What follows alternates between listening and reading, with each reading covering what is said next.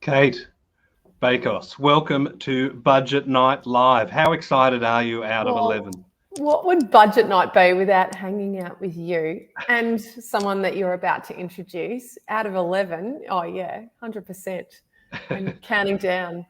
Why is the budget important? I mean, why are you glued to the television at the moment? Obviously, you do have a social life. But hanging out with you. This must talking factor in tax reform and. Yeah, I know.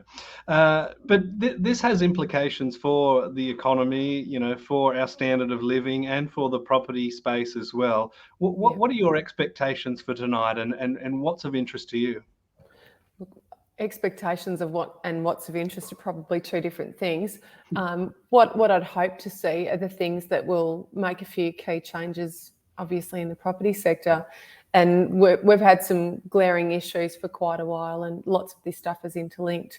But we know that we've got a Prime Minister that's really strong on providing shelter for people, and certainly looking at certain classes of employment as well. And of course, when it comes to property and drawing some parallels, we can look at areas that will be particularly impacted by some of these announcements and funding arrangements. And we'll also have some things that we can circle in on for investors that will help us determine, whether the road travelled is going to continue to be tough in some respects. But I think tonight I'm expecting a few little surprises. We've had some good hints as well, but the main thing that I guess I hang my hat on and feel a little bit of comfort around at the moment is that we haven't had any significant tax reform in relation to negative gearing touched since Shorten dared to do that, and I'm not expecting any of that. That's the stuff that I don't think we'll be hearing about tonight.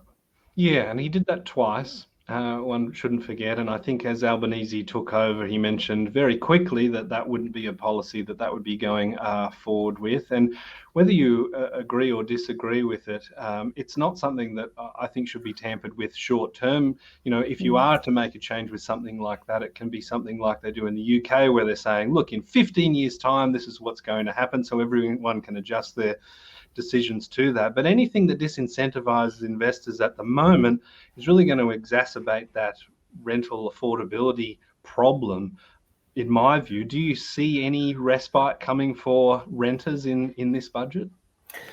I think there will be a little bit of respite, but I think it's a really dangerous thing to touch when we talk about disincentives, and you've just nailed it. And the key difference between our social outlook now for renters versus what we were looking at in 2019 is that we have tougher pressures on rents. So we've got tighter vacancy rates. We've had increasing rents, and increasing at a very sharp level. Since we've entered into COVID, we've seen rents really escalating, and Melbourne was the last capital city to really demonstrate that. And we were the city that had rents in free fall for our apartments in the city at the time. So I think it's a very different environment. They know that it's a really dangerous one. And we've had talk from the Greens about what I would call a ridiculous disincentive, such as fixing rents and introducing all sorts of things to apply even more control over how investor stock is treated. And I think the main issue that we have, and I speak as a property investor, but I try to remain pragmatic about this all the time, is mum and dad property investors aren't necessarily investing in property out of the goodness of their heart to do something altruistic. It's actually an investment for them. So they're treating it as a business activity, and a nice byproduct is that they're providing shelter. But if we manage to disincentivize enough mum and dad investors, we'll see a further drop in rental stock. And I think that's a really big issue that the Albanese government is well aware of. And we've heard talk about the provision of social housing. You and I both know that the Australian taxpayer can't fund social housing for every person that needs a roof over their head as a renter. So we do have a lot of work still to consider to optimise this renter and rental provider scenario. there was a lot of rhetoric around the previous budget, which was called the PFO or whatever that acronym was, right? It was the pre-election budget where we got that sort of ticking time bomb of the fuel excise reduction. So it's kind of like, if you win government, well, here's a hand grenade for you to play with down the track. I think that the gloves aren't off; they're going to be on. Cue prop. I love it. Well done. Have a boxing glove? I'm not sure, but look, I'd expect that the government's going to be doing some bashing of the outgoing government, the pork barreling car park issues. Some of those big investments in the electorates are likely to come up. Do you think that this will be a budget about moving forward, or do you think that we'll have that typical political sort of stoush about bashing the outgoing government that's left them in this position? You asked me what I anticipate and what I hope for, and I said there are two different things. I think we will see a little bit of fisticuffs and blaming the other side. We often do. But I also think that we've got enough social reforms and in particular, a real focus on some of the things that Albanese won with votes on. He talked very passionately about healthcare, and I think we'll see a lot of talk about that. I don't expect that he'll go off course from there. I think Chalmers has, been in the spotlight for the last few weeks, and the journos have been upping the ante on exactly where he'll find all of this money to sort out this horrible deficit that we've got. I think that might be the story of the night. Everybody's been wanting to see whether the tax cuts that we've all been promised are actually going to come to fruition. I'm anticipating that there'll be a lot of chit-chat about that. Yeah, well, it remains to be seen, but we're only 22 minutes away. So let's get the insights of one of our special guests today. I'm going to add into the stream Jeremy Iannzzeli. Oh, I made a meal of that. I practiced it and everything. Iannzzeli. That's it, mate. Very well, mate. How you going, buddy? I'm doing very well. So you're obviously one of the partners at Cate Accountants, which I would say probably represents some of the elite property investors in Australia. We're talking many multi-property investors coming under your umbrella. So of course you're looking at the budget with their sort of interests in mind. But what are you expecting and what are you hoping for? Well, I do a little bit of cheating. So roughly, I think 28th of September, they released a little bit of the final budget outcome notes. So there's definitely going to be a lot of hears in this budget as we've come accustomed to. But the positives are, and it actually is quite a positive budget, and I think Labor are going to play with that, underlying cash deficit. They're expecting that in the March 2021 to 22 budget, roughly being about $79.8 billion. And then as of pretty much now, that budget deficit was only about 32 billion. So it's a massive swing of 47.9. So there's more tax receipts that they've taken, less outgoings. So what they anticipated was going to be the outcome of the COVID aftermath, they greatly overestimated. And really the underlying outcome's much more positive in terms of underlying cash deficits, significant amount of cash receipts that have came in from a government perspective, a significant reduction in costs that are going out the door. So in fact, this is going to be a budget which is going to be much more positive compared to what we've seen over the last couple of years. The big key things is what are they going to be doing to get the budget back into a balanced perspective and how long that might take. But I agree with Kate, what she said earlier. They've got to nail this issue that we're currently seeing, which is obviously stronger economy, potential inflation around the world, economic policies and how it's going to impact and affect Australia, the supply and housing shortage, the restrictions that we've got, in the building trade and that sector. So I think there's a lot of things that they've got to address to make sure that we keep momentum and we don't let a gaslight become a raging fire, which I think at the moment, things are still kept under roof. And I think, with some positive implementation of some good policy, fiscal policy, we could see a very strong budget tonight. Am I expecting major changes? I don't think there will be. Personally, I don't think they've got enough money in the coffers to do some radical changes. I don't think they're going to scrap the 24-25 change in the tax marginal rates, but we've all been alluded to in the last couple of months. That was a policy that was run through the Liberal government, and a lot of people have planned on that basis. However, how does that impact the bottom line for the budgets moving forward, especially with Labor having a couple more budgets to release in their time in government? So I'm actually looking forward to it. I'm hoping there's something juicy in there. I'm hoping that there's a bit of relief. I'm hoping that they find a cure to this supply chain shortage, not just in houses, but in every sector. I'm hoping that they keep inflation at bay, because any professional who understands economics understands that inflation's a cancer. And if you don't get on top of it, it really runs away from you. And we don't want to see what happened in the late 80s, where we had caps on income increases. And, I don't think they're going to be putting any lids on rents anytime soon. The best way to face a rental crisis is build up supply. So I'm looking forward to it, looking forward to reviewing and having a chat. And hopefully there's something juicy in there for us to chat about. Said so well. I love the accountant speak, and we're all hoping that something juicy is here. Jeremy, it's great to see you and to properly meet you. Pleasure, on live Kate, screen. That's all good. I've got a question for you. What would you like to see in relation to the proposed tax cuts? Look, I think what we do need to see is a little bit more implementation in the R&D sector in Australia. I'd like to see some manufacturing grants. Our dollar is becoming a little bit weaker compared to, say, a US denominated currency. Their interest rates are going up, which is only getting their dollar stronger. So I think take advantage of a situation. Let's really boost up our minerals and commodities sector. Let's try to get a lot of revenue in from around the world. I think immigration's key. I would like to see some immigration numbers around, maybe potentially even being lifted even higher, and some support. I think, builders need a little bit of support out there, and people in the building trade need a bit of support out there. And I don't want to see a profitless boom like we've seen for maybe the last couple of years in the building sector. So I'd like to see some tax incentives there.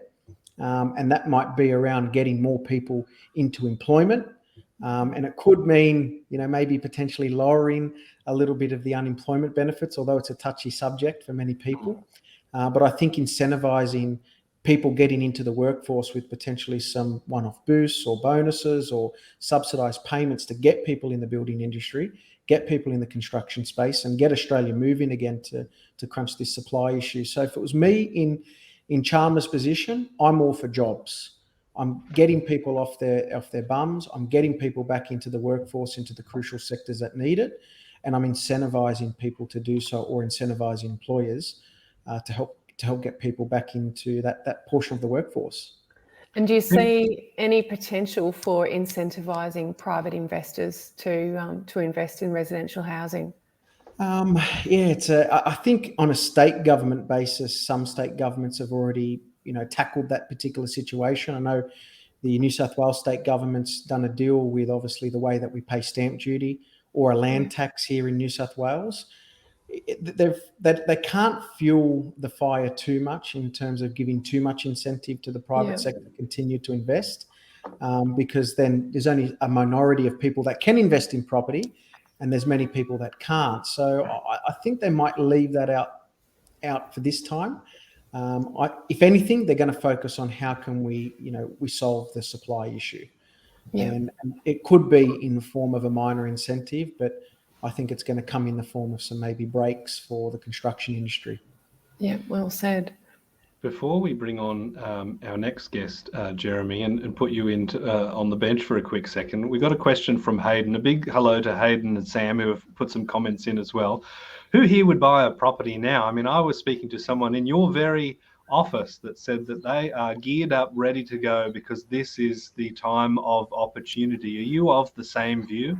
I'm of the same view. So about 6 months ago, in the crazy peak of the market, when I saw people lining up 50 deep to get into an open home, I took that as an opportunity to say, well, valuations are pretty high. This craziness is not going to last forever.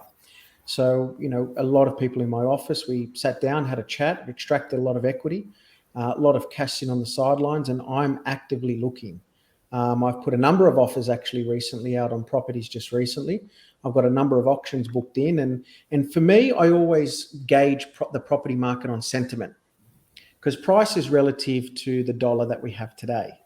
You know, price 30 years ago and price today, you've got to look at a number of factors like wages and dual household income earners. But for me personally, would I be looking at buying property today? Yes, and I am. I'm actively making some offers, and I'm basing it purely on the numbers that I'm seeing today. Rents are going up, yields are increasing. Yes, interest rates are increasing, but based on what you're buying, you know, you can manufacture a little bit of rental income here and there. But I think it's a good opportunity because the sentiment at the moment is people don't know what's going on.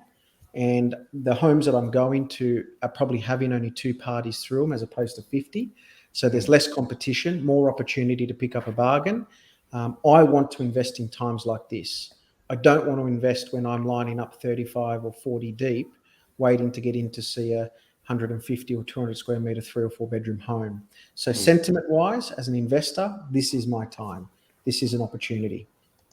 And Hayden is on the same page, making offers as well. So I couldn't agree more. I think that, you know, people have been saying for the last 2 years, and admittedly, I'm in Melbourne, which was the lockdown capital of the planet, but, you know, and it was quite stop-start. But in terms of when it was all systems go and we were in an extreme seller's market, I had people saying to me, I just want a bit of reprieve. I want an opportunity to buy. And this FOMO is killing me. And it was really tough. And now the same types of people are saying, oh, should I be buying? This is what you were asking for. So for a buyer, we're in a purple patch. And what I will say is a good quality property is generally holding firm. We're not seeing prices, being derailed. We're actually seeing a relatively consistent, stable, I might use the word static market, but if you can buy a good quality property and only face off with 1 or 2 others at auction versus having to fight 10 off in a heated auction battle and pay a premium, I'd rather pay a fair price, a going price for a good property now and secure it without all of that pressure. And I think we need to take stock of this and ask ourselves, if we're waiting for a bell, what does it sound like? Because I would argue, bell's ringing. Yeah, in 15 years of property investing, I'm still haven't heard the bell ring. And it's funny how we've gone from fear of missing out, FOMO, to FOOP, fear of overpaying. And yeah, I look for sentiment. Always just base a buying opportunity on sentiment and look at, the way I've grown my portfolio. It's always been counter-cyclical. I went quite hard post-GFC. I went very hard during the Royal Commission. And now I'm looking to go hard during this time of uncertainty of where rates are moving. So it's just, it's how it works and what I look for as an investment, area and an investment sentiment. You're a contrarian. There's merit in that. I think we're going to be a room full of contrarians tonight. Jeremy, thanks for joining us today. We're going to pull you back on screen when the budget speech begins in about 10 minutes, but I'm just going to bring in our next guest. It's a big welcome to the man, the myth, the hair, Pete Wargent. G'day, Pete. Evening, guys. Good to see you. How's things? What would budget night be without you? Yeah, there's no alcohol being consumed here either. I'm fully focused on tonight's budget, so looking forward to it. I think, as Jez has said, I think the budget is going to be in a lot better nick than we thought back in March. So the deficit was expected to be 78 billion. It's going to be about half that, 36.9. Look, I think the thing is, we're talking mainly about housing here. Every good budget needs a big headline, and the headline from this budget is going to be 1 million new homes over 5 years, from 2024 to 2029. But I guess the thing with any budget announcement, you've got to see past the spin. And if you look at, how much housing do we normally build in Australia, from 2014 to 2019, 1.1 million new homes. So it's a bit like, remember when the coalition promised 1 million jobs over 5 years? It's the same thing, but for housing. So the government's going to announce incentives for super funds to add an additional 10,000 affordable dwellings. And they're going to look for creative ways, I quote, to generate strong returns for super funds. I think I would just add that the heart of that statement is a contradiction. Generating strong returns doesn't gel well with delivering affordable housing, and that's why it's not going to happen. If you think back to half a decade ago, Jacinda Ardern Labour Party in New Zealand campaigned on a pledge to deliver 100,000 new homes under the Kiwi Build scheme. So far, over 4 years, they've delivered 1,366 homes, and they've demolished more. So, look, governments aren't very good at delivering affordable housing, but this will be the big story from the housing market. Are there any sort of precedents for governments building 1 million homes? Well, it's happened once in Sweden, 1965 to 1974, and the government actually did deliver 1 million dwellings over a decade, but that came at an enormous cost to the government. There's no appetite for borrowing and spending at the moment, and in fact, the theme is going to be bringing down inflation, as Jezza mentioned. So, look, there's going to be a lot of headlines about 1 million new homes, but the reality is that's what we need to build at least. And 10,000 additional affordable dwellings, well, that's 1%. So it's not going to move the needle, but it will generate the headlines they want. Pete, with the, I mean, amazing analysis going back to Sweden in the 60s. That's why you European input. There you go. there you go. There's a bit of I suppose there's a bit of communication around the cost to the national accounts from the pandemic. You know, $1 trillion into the stimulatory pandemic JobKeeper payments. How much sort of infrastructure and how much exciting expenditure can we announce when we're looking to put the lid on inflation? Do you think it's the time to be yanking back on the reins?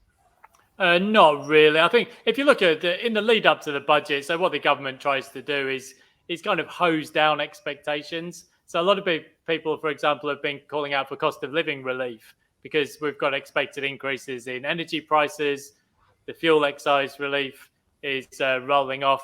The government's really been trying to sort of dampen down those expectations. So I don't think there'll be any major surprises. I think it'll be a very conservative budget. I think if you actually look at the improvements in the budget, it's mainly a massive increase in revenue, but actually it's also partly because there's some cost overruns that are going to go into the next financial year. So the budget is going to be in deficit for as far as the eye can see. And at some point, commodity prices are going to come back down. So look, I don't expect this to be a big splash of cash at all. So I think you can expect a fairly straight down the line and conservative budget. And as you already alluded to, a bit of there's already been a bit of squawking at the bin chickens on the other side of the house. So there'll be a bit of blaming of the previous government, but that's the politics, right? Pete, do you think we're going to see anything juicy? No, I don't think so. Like usually, if there's going to be anything out of the blue, we would have heard about it by now. So I don't think there'll be anything major. I think from the housing market point of view, a lot of the focus will be on, okay, so how are we going to get super funds and institutional investors interested in generating strong returns? I think a lot of the focus will be on things like zoning and land release and state governments making it easier for institutional investors. But look, you mentioned before, the European standpoint. We've seen a lot of build to rent already in London, but it's not always what it's cracked up to be, because in the end, the investors are in it to make a profit. So yes, we might see a small uptick in build to rent and some more affordable housing being built. But in the grand scheme of things, 10,000 dwellings, we're getting 45,000 students a month coming into the country. That just kind of puts it into perspective. 10,000 dwellings over 5 years, it's a drop in the ocean.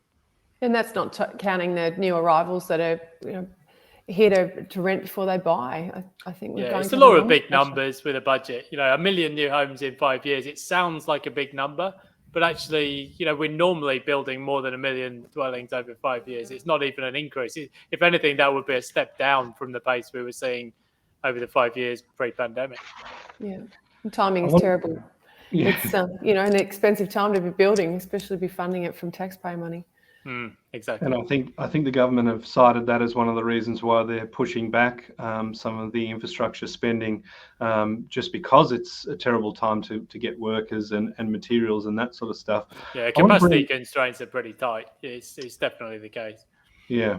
I want to bring Jeremy back into the mix, just because I'm excited hitting all these buttons. No, Jeremy, I want to throw this out to everybody. The budget is always the worst kept secret. The government is always leaking material before the budget. What we're expecting is that there's 10 billion in savings that the government has calculated. There's 2 billion in grants that the former government promised by the former government that we cancelled. 11 billion being reprioritised from one project to another. 3.6 billion saved through reducing spending on external contractors. So that's bad news for the big four accounting firms. Advertising, travel, legal expenses. The Monash Rail is a big one to go. There's, the pork barrelling car parks and those sorts of things that are going to go in the bin with a little bit of a right hook along the way. What else do we know apart from those, phase 3 tax cuts that you mentioned as well, Jeremy, sort of removing that middle income bracket? Is there anything else that we know that is going to happen, or anything that you see blindsiding us that hasn't been leaked? Yeah, no, I think they're going to keep, I suppose, they're going to take a very conservative approach to extra or additional taxes. I think the big one is they're bringing back the excise. Well, they have brought back the petrol excise tax, which many people have seen already in terms of petrol prices. I think that's probably where it will lie. And I agree with Pete.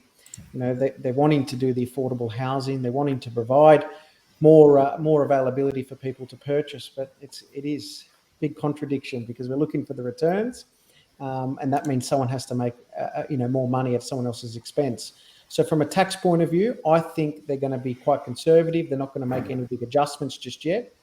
They'll still want to wait and see, obviously being Labor's first budget in government. I think they'll continue with all the promises that were made by the Liberal government. There definitely won't be any changes to superannuation just yet. So I don't think we'll see the retirement age increase, nor we'll see any tax rate changes with super funds. I'm hoping, and Peter, loved your comment that you made about getting super funds back into the property market, because they haven't been as prevalent compared to the last, say, 5 or 6 years, especially in our office with a little bit of harder lending or higher lending costs, higher entry costs into the super, purchasing, I suppose, spectrum. But yeah, unfortunately, Mike, I don't think they're going to make any changes to or make any drastic changes to tax, or the way that they're going to tax us any more or any less. So, Kate, I'm hoping for something juicy, but I just can't see any writing on the wall at the moment. Yeah.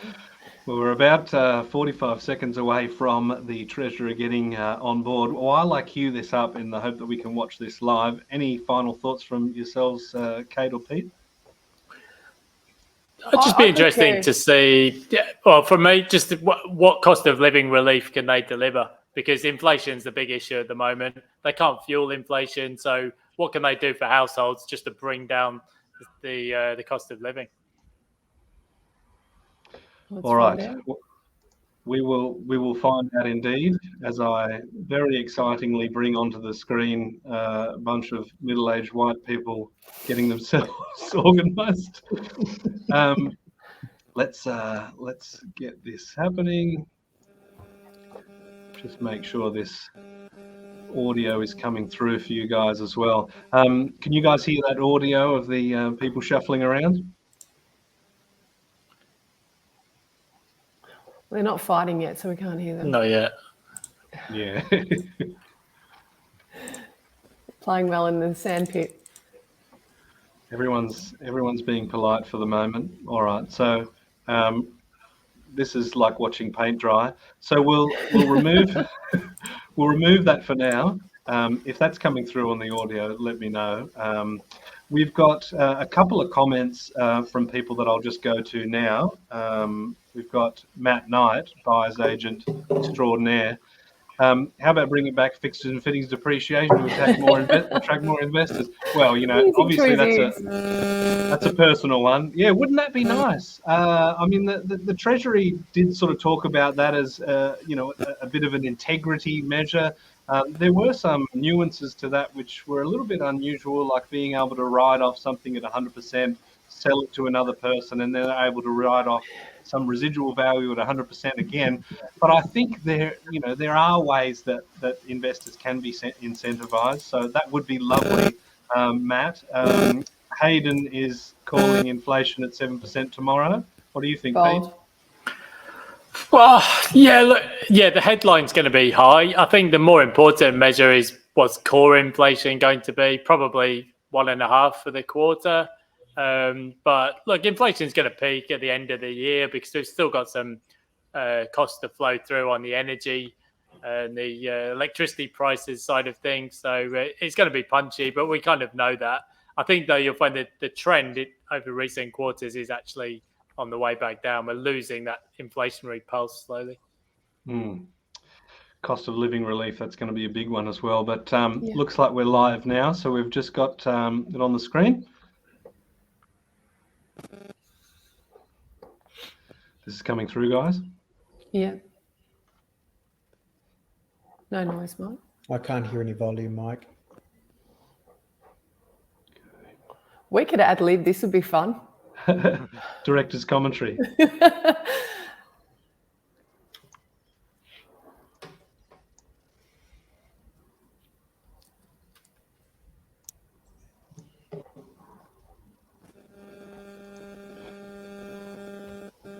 No, we need a bit of volume.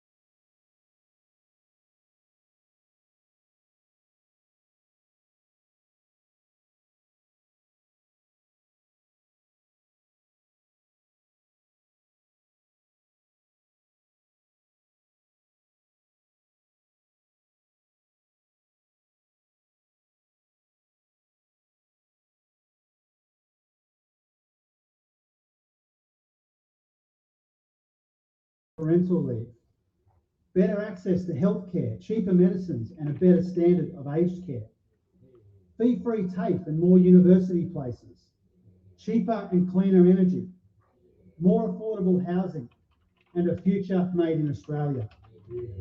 Speaker, this is a solid and sensible budget suited to the conditions. Australians know that this is a time of great challenge and change. The global economy teeters again on the edge, with a war that isn't ending, a global energy crisis that is escalating, inflationary pressures persisting, and economies slowing, some of them already in reverse. All of this is now reflected in the updated forecast for global growth, downgraded since the March budget for this year, next year, and the following year. Now, in this uncertain environment, we are pleased and proud that Australia has plenty going for us, including low unemployment and good prices for our exports. But while we intend to avoid the worst of the turbulence from overseas, we can't escape it completely. Global challenges, along with high inflation and higher interest rates, will have an impact. Our economy is expected to grow solidly this financial year by 3.25%, before slowing to 1.5% growth for 2023-24, a full percentage point lower than what was forecast in March. The hit to growth will have an effect on employment, but jobs will continue to be created and unemployment is expected to stay low by historical standards at 4.5% in 23-24 and 24-25. Inflation is expected to peak at 7.75% later this year before moderating over time to 3.5% through 23-24 and returning to the Reserve Bank's target range in 24-25. Wages are growing faster now than they were before the election, but that welcome news is tempered by rising electricity prices and grocery bills eating into pay packets. When that inflation moderates, real wages are expected to start growing again in 2024. Speaker, as we were finalising this budget, floods were once again tragically taking lives, wrecking homes, shutting businesses, disrupting livelihoods, and pushing up the cost of living. Once again, we are reminded of the solidarity that living on this harsh land demands of our people and of our communities. It speaks to a unique Australian way of responding to adversity, looking out for each other and looking after each other and lifting each other up. These are human tragedies first and foremost that come with broader consequences for the economy and for the budget. The government has acted quickly to make disaster assistance payments available. $3 billion has been provisioned as a response to recent floods. We will fund Disaster Relief Australia to help deploy more than 5,000 extra volunteers when future disasters strike. And this budget also invests up to $200 million a year in disaster prevention and resilience through the Disaster Ready Fund. In times like this, our government will always step up and do the right thing, standing with communities through the crisis and through the recovery. Speaker, Australians know that a complex combination of challenges at home and abroad is pushing up the cost of living. They know that governments can't make inflation disappear overnight. And they don't need us taking steps that would just make the problem worse by putting even more pressure on prices and making the independent Reserve Bank's job even harder. Instead, they need us to be responsible, reasonable, and targeted with policies that are affordable, fair, and future-focused, delivering a long-term economic dividend. And that's what this budget does, with a 5-point plan for cost of living relief. Cheaper childcare, expanding paid parental leave, cheaper medicines, more affordable housing, and getting wages moving again. This is a $7.5 billion package that helps put some money back in people's pockets, boosts productivity, and grows the economy. But it's carefully targeted and carefully timed so that it avoids placing additional pressure on inflation. Speaker, from July next year, early childhood education and care will be more affordable for more than 1.2 million eligible Australian families who will benefit from higher subsidies. Cheaper childcare is a game-changing investment in families, in our workforce, and in our economy. It will increase the paid hours worked by women with young children by up to 1.4 million hours a week in the first year alone. That's the equivalent of 37,000 extra full-time workers. And because our early childhood educators guide our young ones and help them grow in these critical early years for the best possible start in life, it's much more than care. And it's also cost of living relief with an economic dividend. And that's what paid parental leave is as well. Tonight, our Labor government delivers the biggest expansion of paid parental leave since its creation. This budget invests more than $530 million to progressively scale up the scheme, reaching 6 months paid leave in 2026. For two-parent families, a portion of this leave will be reserved for each parent to encourage families to share caring responsibilities. Again, this goes beyond taking a bit of pressure off household budgets. This is about greater equality and greater security for Australian women and more dads doing their bit. It's about participation and productivity, and that's what makes it economic reform as well. Speaker, this budget also makes medicines cheaper by slashing the PBS maximum general co-payment to $30 a script from the 1st of January next year, saving up to $12.50 per script or about 3.6 million Australians every year. And the budget does more to confront Australia's housing problem. Rents are through the roof and many families are struggling to keep up. Supply hasn't kept up with demand, which means too many struggle to live close to where they work. Too many are stuck on waiting lists for social housing. And for too many, the great Australian dream of home ownership seems completely out of reach. Our country can do better than that, and our government will. With the Housing Australia Future Fund building 30,000 new social and affordable homes in its first 5 years, and the National Housing Infrastructure Facility supporting an additional 5,500 new homes. With the Help to Buy scheme, allowing up to 40,000 Australians to own their own home with a lower deposit and a smaller mortgage. With the Regional First Home Buyer Guarantee supporting another 10,000 new homeowners each year. And by helping more Australians downsize to a suitable home, which will free up housing stock for younger families. But tonight, Speaker, we go further and we do more. I am proud to announce that we have just struck a new national housing accord between governments, investors and industry to build the affordable homes that our country desperately needs and to help tackle our housing crisis. The ambition of this accord is big and it's bold. It's an aspiration to build 1 million new, well-located homes over 5 years from 2024. Most of this supply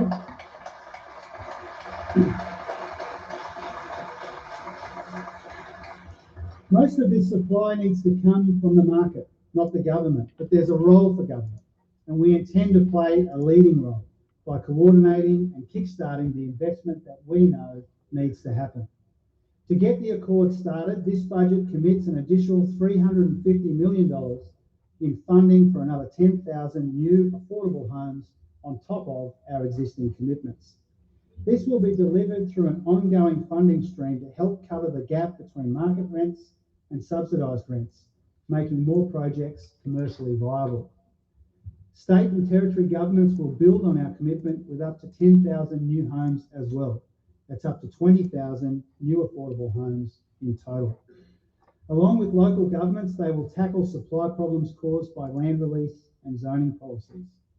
Institutional investors, including super funds, have endorsed the accord and will work with us to leverage more investment that delivers for their investors and members' interests and for the national interest as well.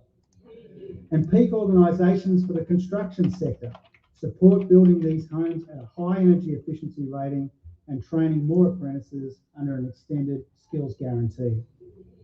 And we don't pretend that this accord solves every issue, nor do we pretend we can solve this problem completely overnight. But this is a serious start, a serious agenda that will lead to more Australians knowing the security of a good job and decent housing. Speaker, if there's one fact that sums up nearly a decade of wasted opportunities and warped priorities, it's that real wages are lower today than they were 10 years ago. It will take time to turn this around, but Australians now know this. Deliberately keeping wages low is no longer federal government policy. Our new government has already acted to get wages moving again.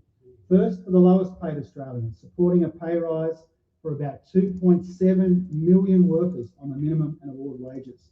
The majority of them are women. Next, by supporting a wage increase for aged care workers. Again, mostly women. Next, by making it easier to implement our agenda for a stronger and more resilient economy, by making it easier for parents to earn more with cheaper childcare, training more people for higher wage work, investing in the industries that create secure, well-paid jobs, and fixing the broken bargaining system. Because the hard truth, Speaker, is that our economy wasn't delivering like you needed it to, and it isn't as resilient as we need it to be for the challenges that we face together. Too much of our potential has been wasted, and the costs of that are clear, with falling real wages and flatlining productivity and widespread skill shortages, and too many Australians denied the opportunity of a better future.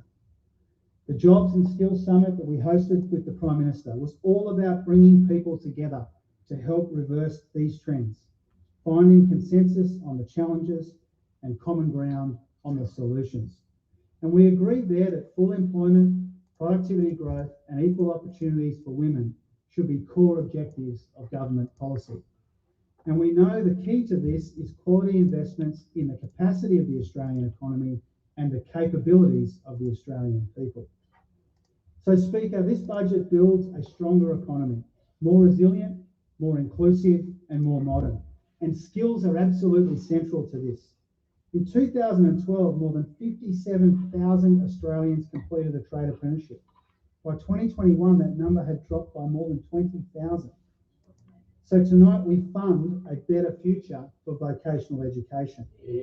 Together with the states and territories, we are making a $1 billion investment in fee-free TAFE and vocational education places, providing 180,000 places next year, the first stage in our plan for nearly 500,000 fee-free TAFE courses for Australians, learning skills for jobs in priority areas like the care sectors and the digital economy. This budget also invests more than $770 million for better schools, happier and healthier students, and more qualified teachers. And we'll invest $485 million to create 20,000 new university places over the next 2 years for students from disadvantaged backgrounds. Because no Australian should be denied by poverty, by postcode, or by lack of privilege their chance at a better future. Speaker, nothing speaks more to that future or to a more modern economy than cleaner, cheaper, more reliable energy. After nearly 10 frustrating years and more than 20 failed energy policies, Australia now has a government that understands the generational and economic imperative of acting on climate change, and a plan that provides stability to the energy grid and stability to investors. Our plan drives investment in renewable energy, which is cheaper energy, and delivers thousands of new jobs in the coming years, many of them in our regions, by leveraging our existing traditional strengths and creating new ones as well. To help get us there, our government will establish a $20 billion fund for energy transmission. And we've already started by backing projects including investments connecting offshore wind farms in Victoria and Tasmania's Marinus Link project. And this budget begins to implement our Powering Australia plan with more than $800 million invested in cutting taxes on electric cars, building a national electric vehicle charging network and hydrogen refueling stations on our highways, providing solar battery storage for up to 100,000 homes, and ensuring renters and apartment owners can benefit from cheaper energy as well. And Speaker, a better future for Australia must mean a future made in Australia. No more sleepwalking while other advanced economies seize new opportunities. No more surrendering industries and jobs overseas. No more selling out our future by clinging to the past. Our $15 billion National Reconstruction Fund will help finance projects that expand our industrial base, diversify our economy, create sustainable, well-paid jobs, and grow our regional centres in clean energy manufacturing, in medical manufacturing, in new technologies, in agriculture, and in critical minerals, so that we can be a country that makes things again, so that we can add more value to the things that we sell to the world, and so that every part of the country can have a stake in our Australian-made future. Speaker, this budget focuses on building what we need, protecting what's precious to us, and backing the people, sectors, and communities strengthening our economy.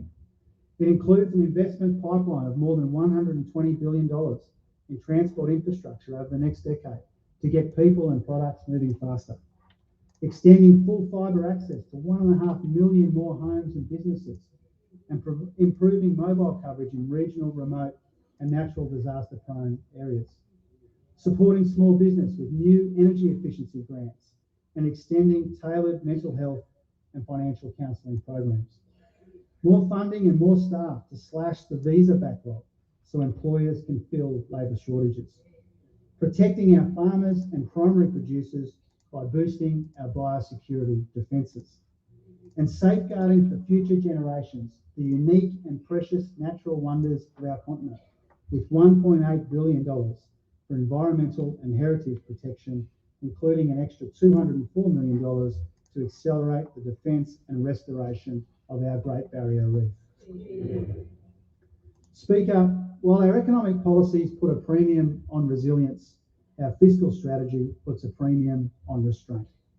Now, this is important to keep spending under control, to give ourselves a better buffer for any further downturns, and to make sure that we're not adding to inflation.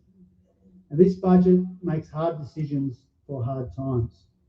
New policies have been largely offset across this year and next to avoid adding to inflation when price pressures are most acute. And nearly all of the tax upgrades over the forward estimates have been returned to the budget, not spent.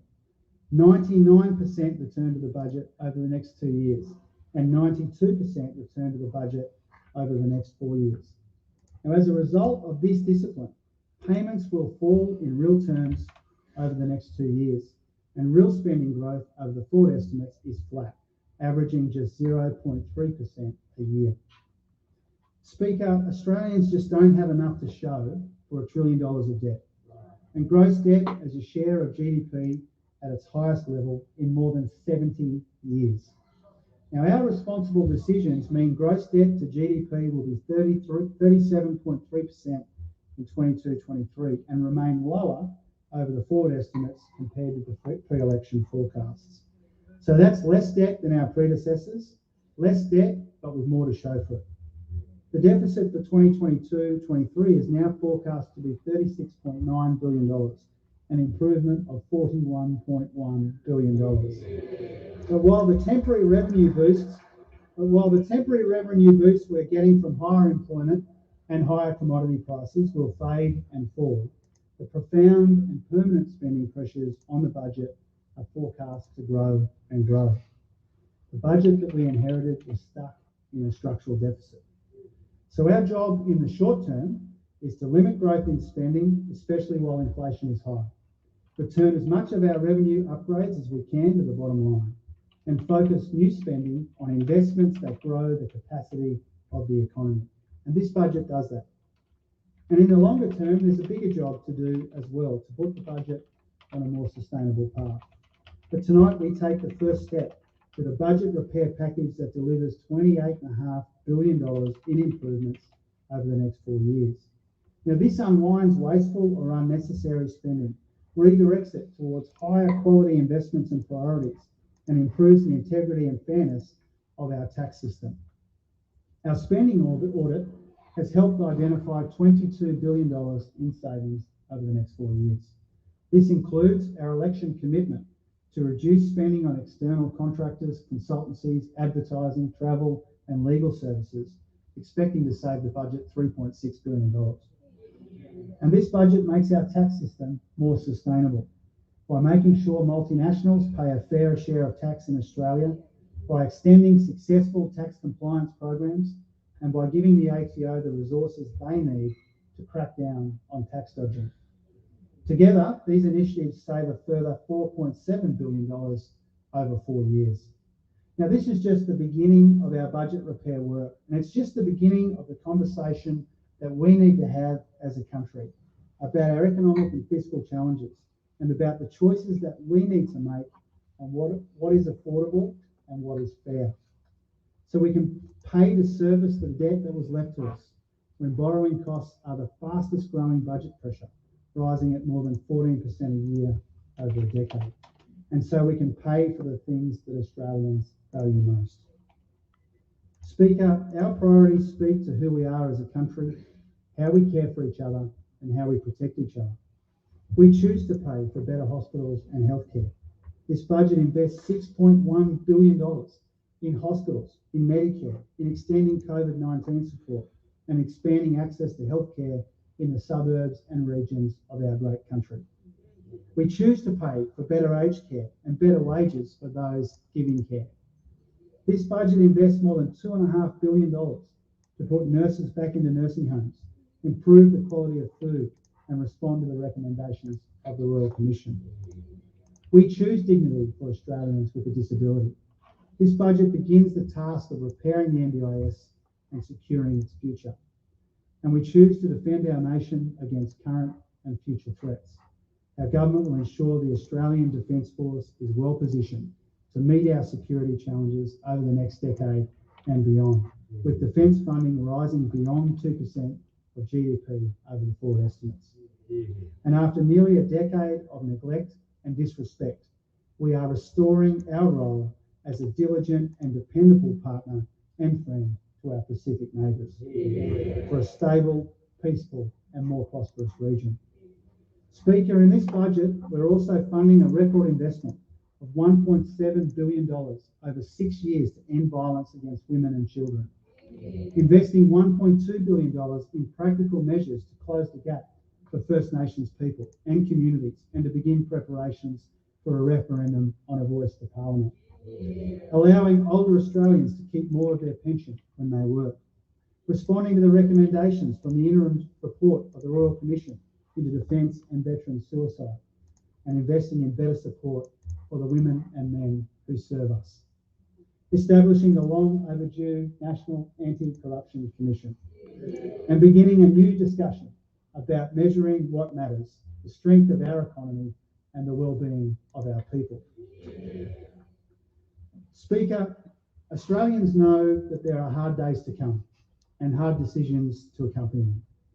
Getting through this period stronger than we were before will rely on the very best aspects of our national character: our resilience, our pragmatism, our cooperation and our confidence, and above all else, our belief in each other.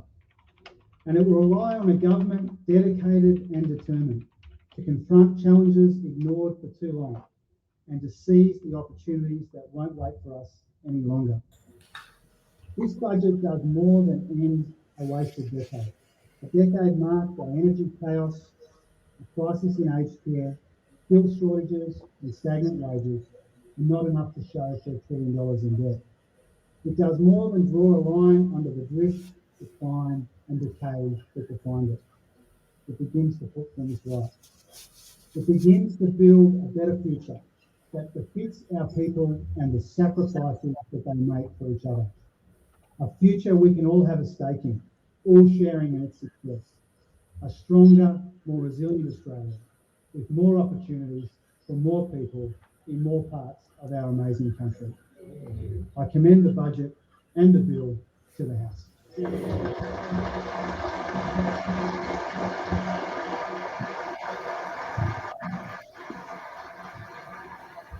There we have it. What a speech. Lots of really clever, emotional lines there, but we can start digesting. Pete, I'm going to start with you. Run us through the economics. You know, was this a stimulatory or batten down the hatches budget?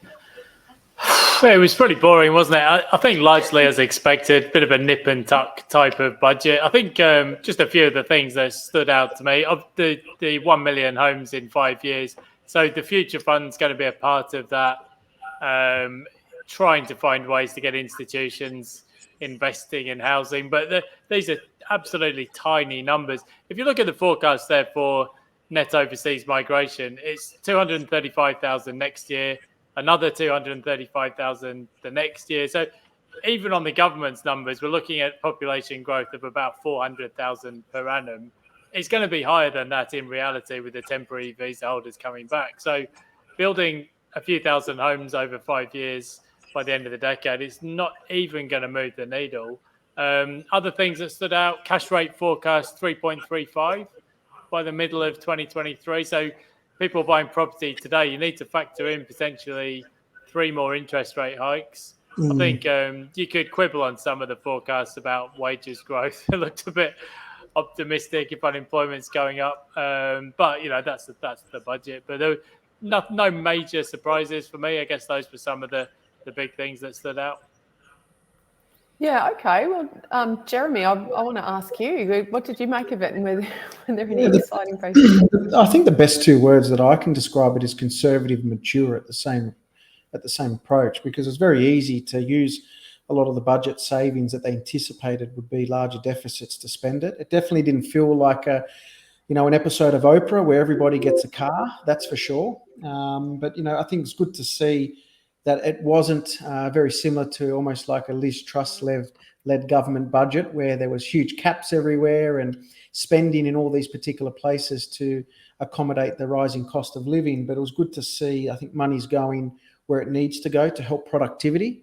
I think giving a cheaper rate to childcare, getting women back into the workforce earlier, it's not just throwing money at them, it's providing productivity. And I think one of the big ones that we mentioned earlier was seeing if they were going to bring manufacturing back and industry back to the country. And it's good to see, I suppose, they're putting that money towards that investment rather than just continuing to hand it out to the wrong people. And I think there's going to be a lot of professional services, especially at the top end of town, pretty upset with almost $4 billion out of their expected top line revenue, which I know they've had bloated pockets for the last 2 or 3 years on the back of government spending. So I think it's good to see their savings in the right spots. I suppose we'll see how that comes. But I just got a question for Pete, and I know I shouldn't be asking the questions, but I'm going to ask. I heard something in there about government providing some form of incentive to help cover the difference of the affordable housing, almost similar to what it was years ago under the NRES scheme.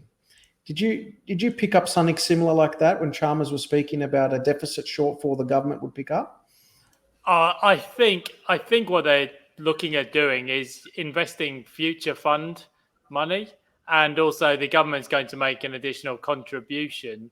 But this is largely focused at institutional investors and superannuation funds. So unless I missed it, I don't think there's anything there that individual investors will take any interest in. I think, as Chalmers said, like, the reality is to build 1 million homes over 5 years, the vast bulk of that is going to have to come from the market.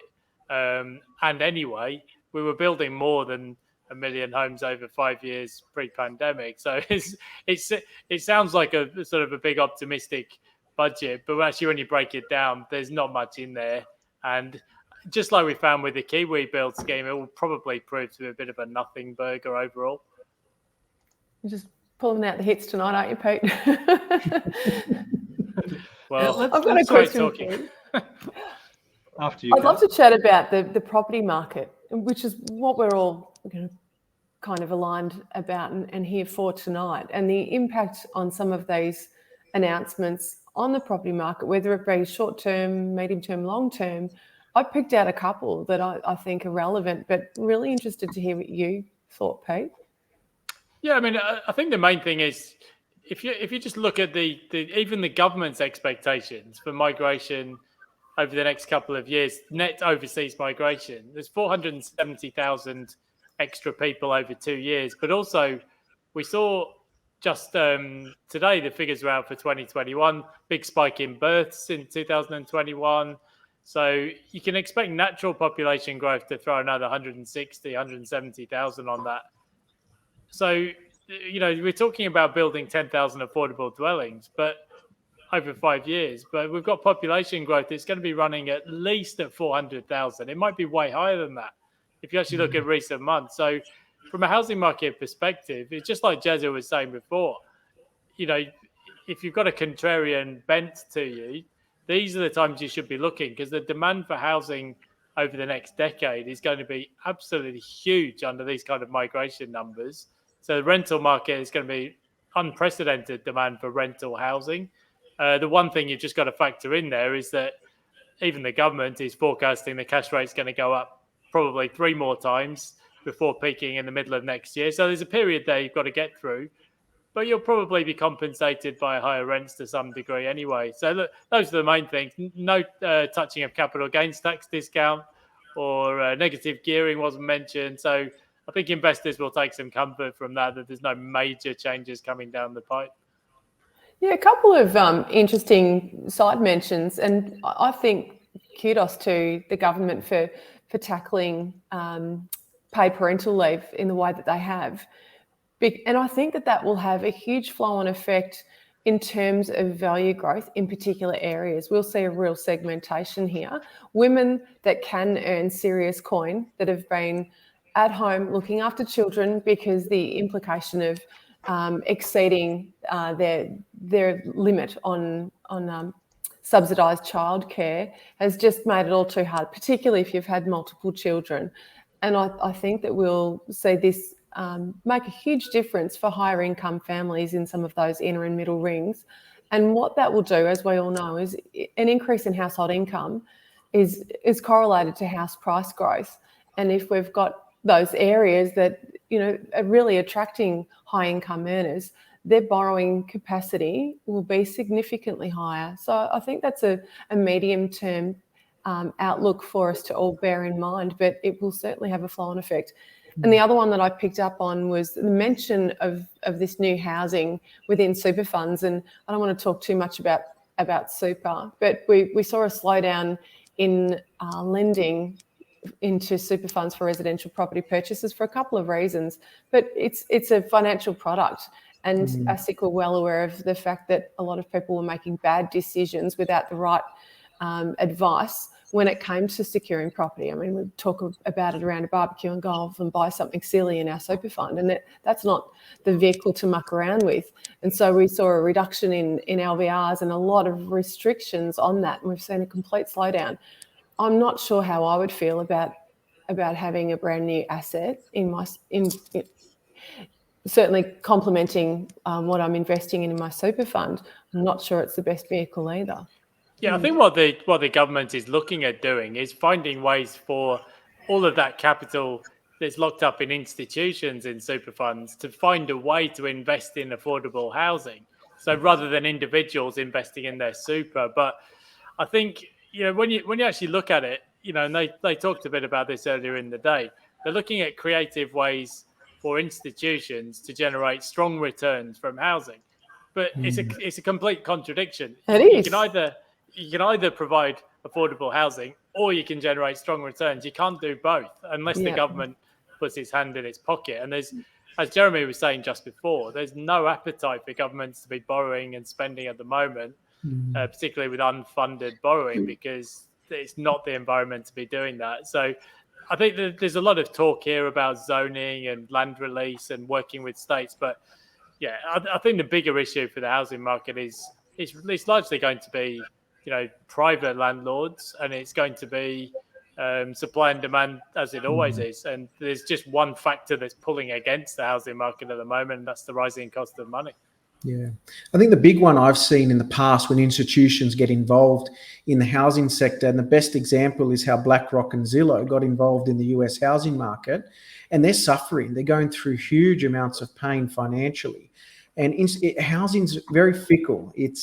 Things move quite quickly, and for institutions to come in and understand how value's created in a house, it's not as simple as building a 200,000 square meter warehouse and subdividing it and partitioning some rooms. We're talking about kitchens making a difference to a value of a home, and how a pergola or how a pool transforms the overall outlook and patina of a home. So it'll be interesting. I'm looking forward to seeing how the institutions get involved and what restrictions they put in place.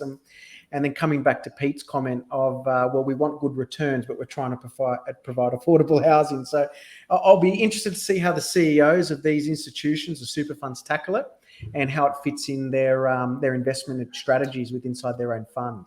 The reality is, on that type of property, the capital gain is always going to be, at best, it's going to be ordinary, and at worst, it could be very bad. So the funds will need to generate a certain return from the rent, and certainly the experience in London has been that properties in the build-to-rent sector, the rents have actually been above the market rate for rent. So it's good for tenants being able to lock in long-term leases, but it's not really solved the affordable housing issue.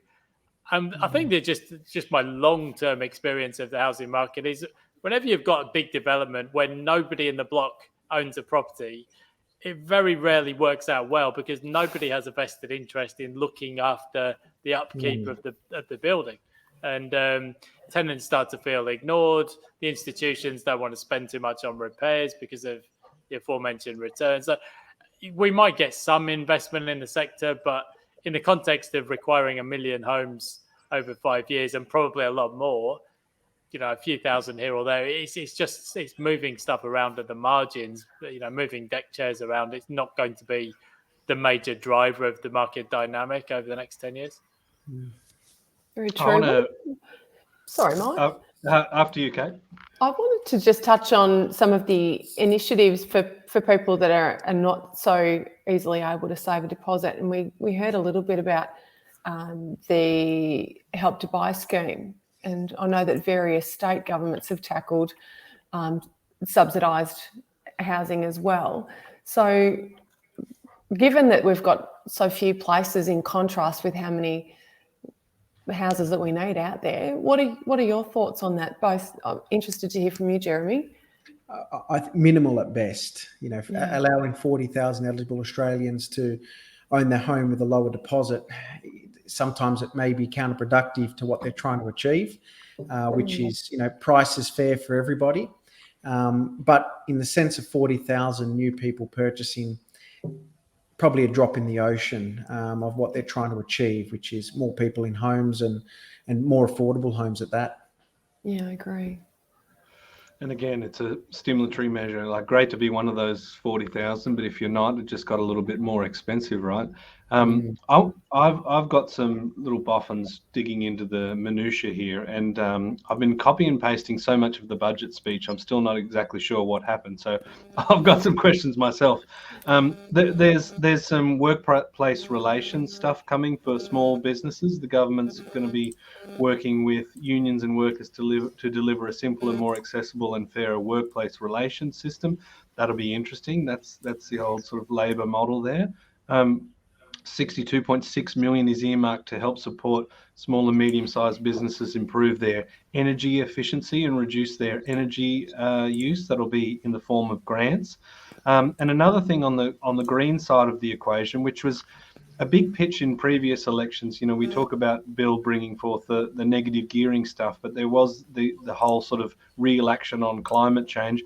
There was the investment in protecting the barrier reef, of course, but electric vehicles from the 1st of July 2022, the measure will exempt battery, hydrogen fuel cell and plug-in hybrid cars from fringe benefits tax and import tariffs for anything under the threshold of 84,000.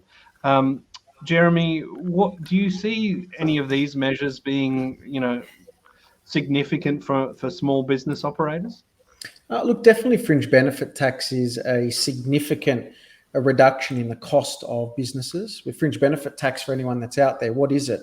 Mainly small businesses have to pay an additional tax for private use of a business vehicle. Now, fringe benefits, a lot of non-for-profits or nurses, people working in hospitals, they're probably used to seeing salary packaging, and they can salary package cars, and their work pays the fringe benefit tax and it comes as a salary sacrifice. But for many small business owners, that's coming out of the small business back pockets. So it does definitely help if you're in the market for potentially an overpriced electric vehicle. But I don't see it being a major improvement just yet. These electric vehicle prices need to come down a little bit before it makes a major impact. But nevertheless, if you can afford it, the fringe benefit tax, removal of the fringe benefit tax for EVs, it's a win. Totally.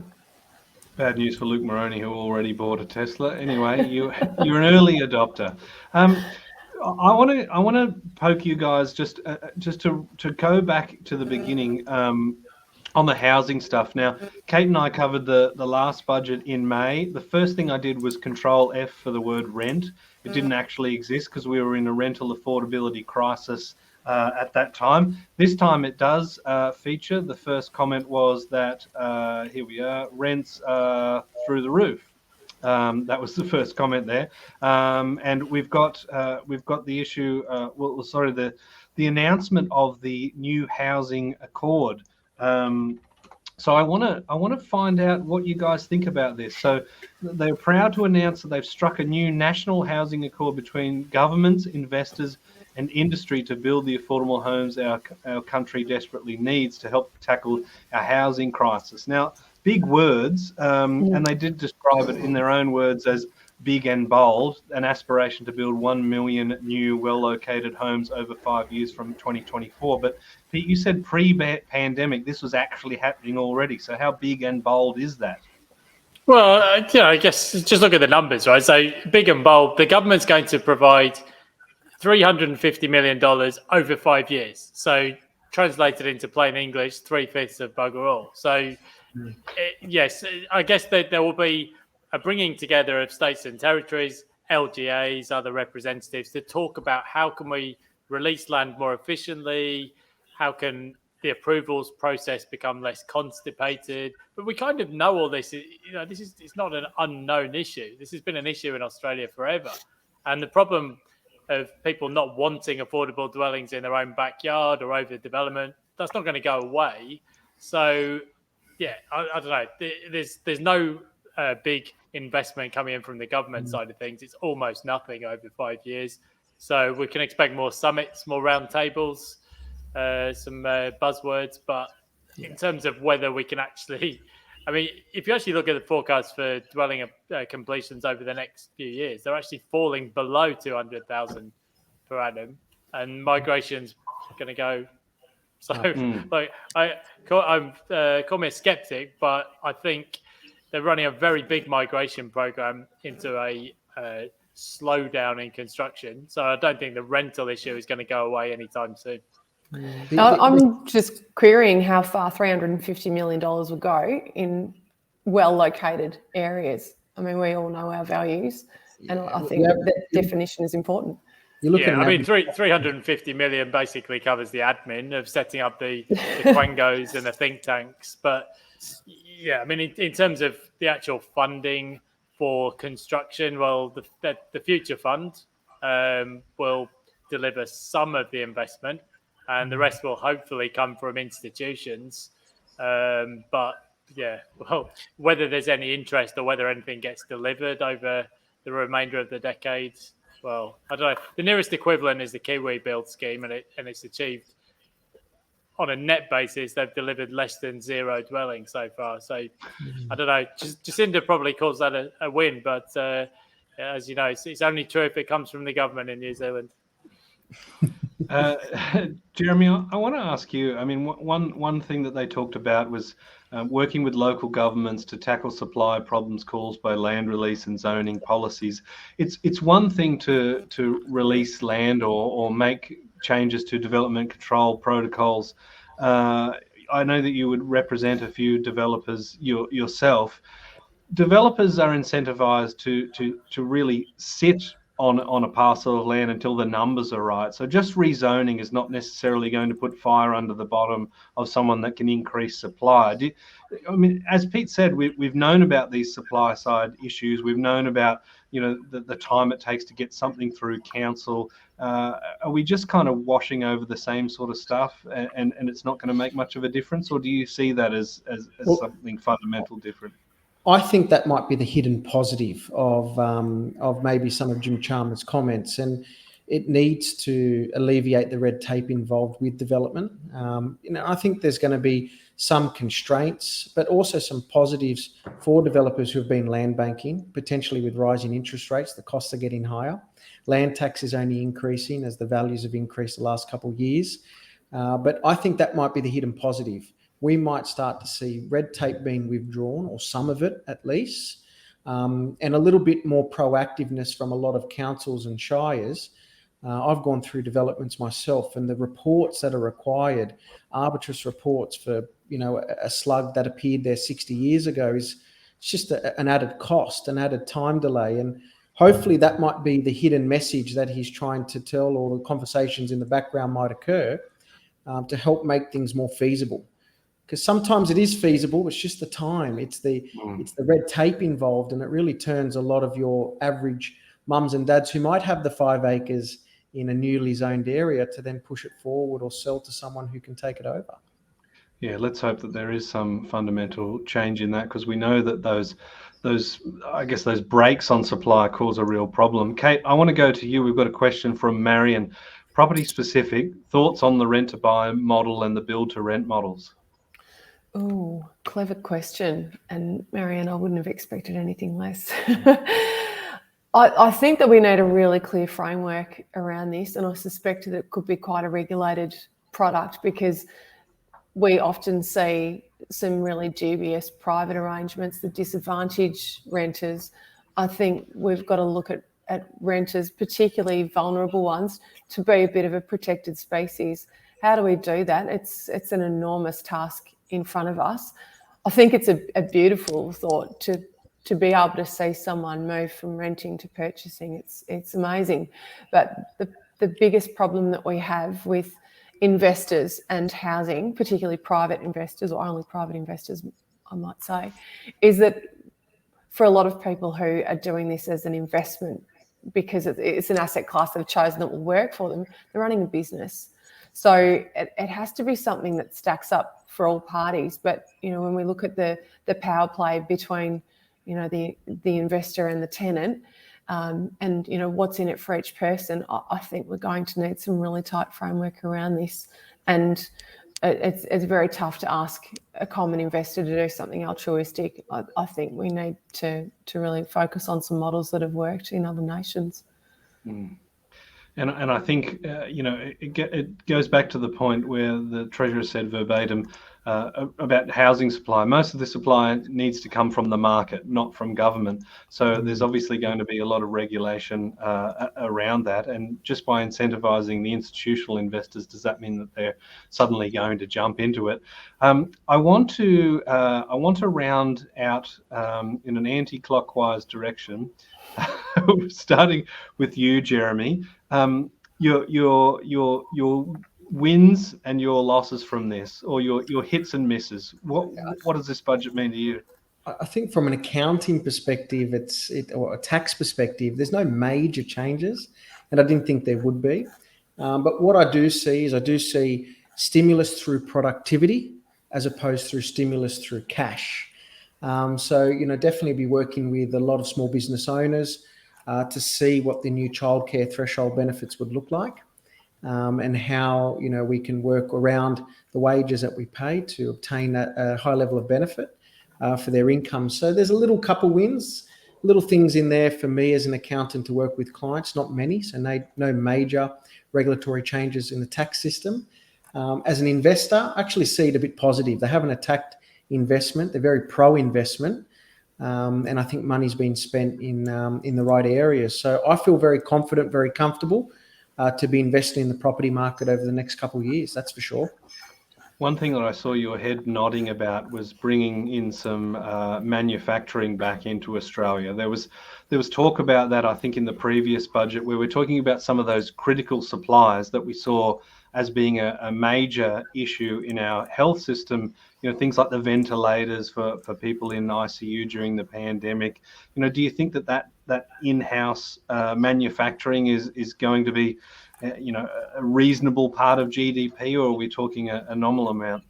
I think initially quite nominal, but it's a start. After spending 10, 15 years of cutting the head off the snake, to kind of build it back up again, exciting. As I said, very productivity run budget. And to me, that's where I see a lot of wealth, or potentially a lot of wealth that's going to be created, rather than just giving it out to the big cats already earning their $1 million a year, and they continue just to pocket it and shovel it in their own coffers. So it's good to see a little bit more of a trickle down approach. And again, as I said, quite positive from the budget, and it gives me a positive attitude to go into the market, especially the property side of things, over the next couple of years without getting attacked. Yeah, awesome. Now, Pete, I want to move to you. Jeremy obviously finished with the attack rhetoric, which state and federal governments have been talking about for quite some time now. We've had a few uppercuts. Cue the boxing glove prop there. When it comes to APRA, the interest only, investor loans versus owner occupiers, the Royal Commission into banking, the negative gearing rhetoric around two elections. Do you agree with Jeremy? This gives you a little bit more confidence in the property market, that we're not going to be tinkering around the edges? Yeah, look, from a supply and demand perspective, yes, definitely. I mean, it's clear. I mean, we kind of already knew this, but the government's going to be running a massive migration program over the course of this sitting in government. So that's obviously going to be huge on the demand side. I think if you actually, take a bit of time to absorb the numbers, but it looks to me from the budget, the budget was supposed to require a razor to cut down expenditure, but looking at it, expenditures seem to run on for a bit higher and for longer. And particularly if you look at inflation, it's still expected to be above target in June 2024. So I don't know. These are forecasts that they may not come to pass, but it's look, it might require the Reserve Bank hiking more than we expected. So I guess that's the one thing on the other side of the ledger for the housing market. There's still no clarity on how high interest rates will go. Hopefully one or two more hikes and we're done. But if those numbers come into being and the expenditure continues and inflation sticks around for another 18 months, well, we could get cash rate going above 3.5, and that would be a negative, a big contractionary for the housing market. So, but all of these things are transitory. You're generally taking a 10-year view with housing, and we can see there's a huge demand coming. There might be some short-term headaches. And Pete, when it comes to inflation, obviously that's something that we're all dealing with at the moment. Cost of living pressures were mentioned by the Treasurer there. What do you think can be done federally to I guess, reduce that cost of living burden and get interest rates back in line with the RBA targets? Oh, look, I mean, the thing is, there's two parts to why we've had inflation. There's the demand side, all the stimulus checks. Well, the savings rates are already falling. That will come back to normal. And the other thing is the supply side. We've had nobody coming into the country for 2.5 years. Labour market is insanely tight, but that is starting to resolve itself. We're getting about 100,000 people per month into the country. So I think, things will naturally come back into balance. What they haven't done in this budget, if you remember just a few weeks ago, Liz Truss trying to, as Jeremy mentioned, huge handouts to put a cap on energy bills. There isn't very much of that in this budget. So it didn't go well for Liz, though. 44 days in office. Yeah, it wasn't the best. She could be Australian with those numbers. Yeah. So so there wasn't much in terms of sort of big spending plans to reduce cost of living for individual households. No sort of major rebates on energy prices or anything like that. So it may take a bit more time to get inflation down, and it can be a bit sticky once inflation gets up to 6-7%. Services costs can stick around and be higher for longer. But I don't think we've got a wages problem in Australia. It's not like in the States where wages growth is accelerating and at risk of a spiral. I mean, here wages growth is 2.5, 3. So as more people come into the country, I think things will gradually come back into balance. It's just a question of how long. Yeah. And a question from the audience with Mr. Moroney. Big one. Will there be a recession? What does this budget mean? I mean, that's why we're here, isn't it? All bets off. I don't know what he's betting on. But where are we on the recession side of things? Are we gonna trade through this okay? I don't think so for Australia. I mean, if you look at the real GDP forecast for FY24, 1.5%. So it might feel a bit like a recession because in per capita terms, we're actually going backwards. So it's very hard to have a recession, though, when population grows at 400,000 per annum. You'd be really pushing it. So we probably won't get an actual recession, but it might feel a bit like one as things slow down over the next 18 months. But that's kind of what's needed. So the US, on the other hand, probably will experience a recession, I guess, just looking at what's coming. Now, before we say goodbye to our special guests, Jeremy and Pete, I want to say thank you very much for joining us here tonight. Kate, do you have any questions for the lads? Wins, losses, hits, misses when it comes to the budget? Look, it was a reasonably emotive budget speech. Lots of, we choose, and they didn't let us down on the healthcare and in particular, talk about energy and turning things around from. There was, a few little punches and digs there, but I thought they kept it pretty respectful. I thought we might have seen a little bit on energy pricing, maybe a watchdog or some kind of mention about how we could contain that, not just looking at looking at how we can create some energy, but how we can can pare back some of the pricing that we're seeing at the moment, price gouging perhaps. Yeah, well, I guess we always hope for something exciting in the budget because, we are live after all. But in many ways, it's kind of nice that there isn't. As I think Matt Knight mentioned, we don't want any drastic changes to taxation policy that have Jeremy and I up all night. But yeah, I guess as Jeremy also sort of highlighted, I suppose it's a responsible budget. There's nothing too crazy about it. We've seen, the hat sort of dipped to a number of key issues that we've got, around environment, around paid parental leave and those sorts of things. So it'll be interesting to see what the outcome of that is in the next little while. For you guys, before we're sort of closing off, what's your end sort of thoughts on whether this is stimulatory for the property market or not? Do you think this is going to influence property prices up or down, or we're basically just business as usual?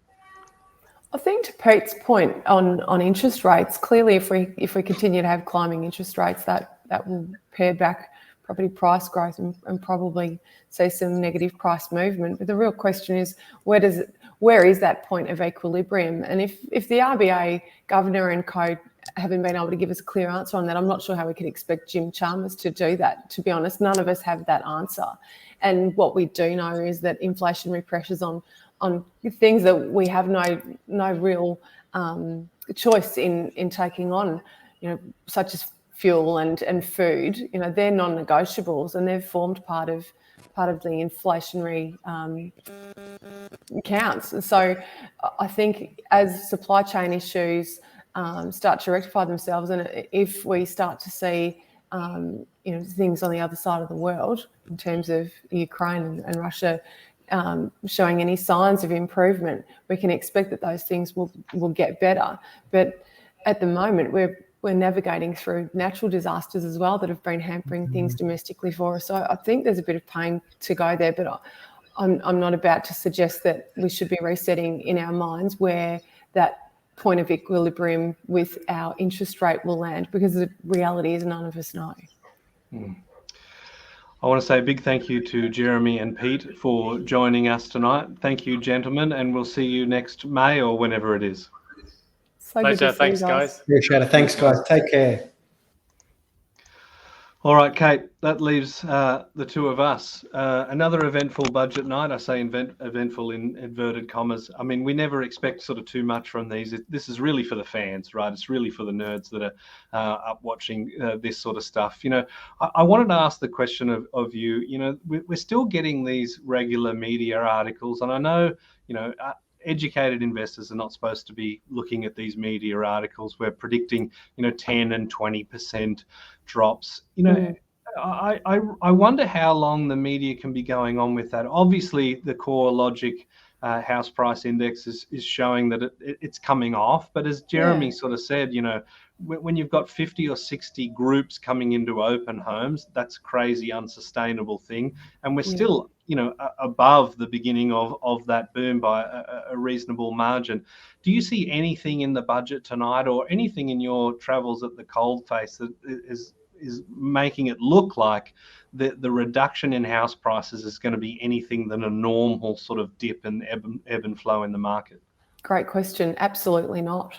And we can track the core logic performance across every capital city. We can look at regions. It's a little harder getting specific regional data easily, but what we've seen is what I'd call a softening, but it certainly hasn't been a crash by any means. And some of those headline figures, we have to be prepared to distill where that's coming from, and you won't see it in that particular news article.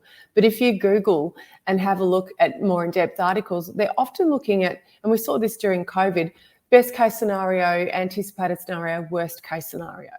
Easy to grab worst case scenario. It's a great headline and it gets the story on the front page. But we have to remind ourselves, where is this data originating from? Not what's in the 200-word news grab on some, really, not so informative news reel. I think that's the important thing. Now, we've got to keep an eye on new lending, who's taking out new loans, are the numbers of people that are taking out new loans deteriorating?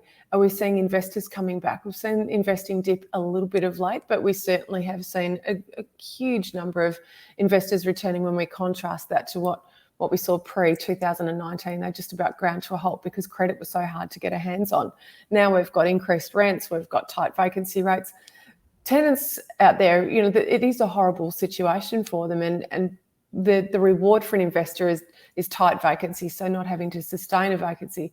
I don't think every investor is necessarily looking to jack up rents. They're just hoping that they can have a property that will sustain them, a good tenant for a long time, and with minimal periods of vacancy in between. So no, I don't want to sugarcoat jumping into investing without thinking about all of the things that you've got to tolerate as an investor, but certainly the landscape's a lot better for investors than it's been in past years, and with no touching on tax reform, in particular negative gearing. I think there's a message there for all of us out there that are wondering whether now's the time to invest in property. Yeah, and there's markets within markets, as we always say. And Matt Knight, who's a buyer's agent par excellence on the south coast of New South Wales, is saying that feels like he's already found a bottom, barring some unprecedented increases in interest rates. So it'll be interesting to see what happens in the next little while, but it doesn't seem like we're jumping off a cliff at any point in the short term, especially given the 16-year lows of vacancy rates, right? I mean, that's the big one. Do you think that this is a bit of a missed opportunity for the federal government to address the affordable rental accommodation side of things? Because we talk so much about affordable housing, but housing is not necessarily just a principal place of residence. It's a roof over your head, right? And Pete described the budget as a bit of a drop in the ocean when it comes to supply side of things. Do you think that this budget is left us wanting a little bit for addressing that issue, that it is going to lead into an increase in homelessness? Yeah, I do. I think that you can look at all of these little initiatives and ideas and things that placate groups, but the reality is we're talking about small numbers. I think it will take us a bit more pain before our governments and regulators start scratching their heads and wondering, well, who are the significant contributors as a pool of people? Who are the people that are able to provide housing? And we've had this rhetoric about the greedy landlord for such a long time. Instead of looking at the true victims of this, if we tighten things and disincentivise landlords or rental providers to the point that we're seeing an erosion of rental stock, which we are seeing, the people that will get hurt are the renters. Investors who are disenfranchised or sick of reforms that are making things onerous or sick of being branded the greedy landlord, they'll turn to other asset classes. Yeah, and I mean, that is to the detriment of renters, right? There's always ways to invest outside of property, so it's a real concern. And it's nice to see that investors were at least sort of hinted as part of the solution, but that seemed to be much more on the institutional side of things rather than the quintessential sort of mum and dad investor. The big question is on the Cate Bakos property blog on Sunday, is there enough in this budget for it to feature? Yeah, it'll be a juicy blog. Good. All right. Well, Cate, thank you very much for joining me again. You're obviously you need to find a way to block my calls because you're the number one person I go to on budget night. But I appreciate you coming on board, and thanks for sharing with your wisdom with us today. Always a pleasure. I love hanging out with you. It was great to have Pete and Jazz on the show, and thanks again, Mike. It's been wonderful.